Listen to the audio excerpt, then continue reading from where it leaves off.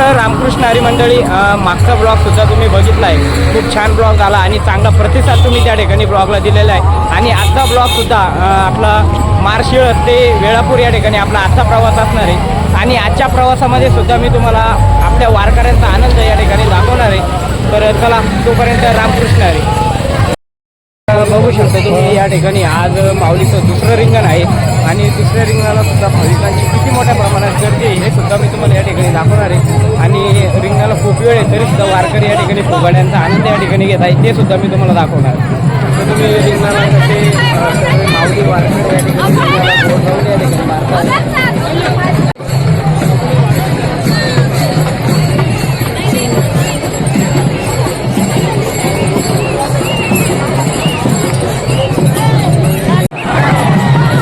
शकता तुम्ही या ठिकाणी माऊलीचं रिंगण सोहळा बघण्यासाठी या ठिकाणी भाविकांची सकाळपासूनच या ठिकाणी गर्दी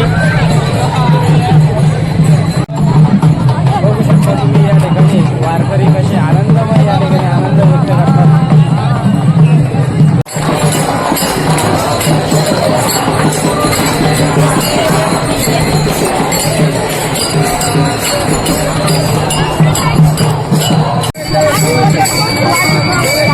बघू शकता तुम्ही या ठिकाणी सगळे वारकरी आपला होईल त्या पद्धतीने आनंद या ठिकाणी व्यक्त करताय.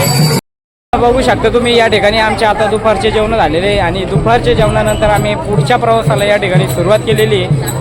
बघू शकता माझ्या पाठीमागं पब्लिक. रिंगणानंतर आम्ही जेवण केले आणि जेवणानंतर आता आम्ही पुढच्या प्रवासाला या ठिकाणी सुरुवात केली.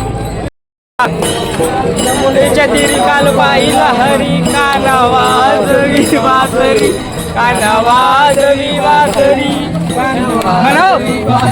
वासरी नाही हो.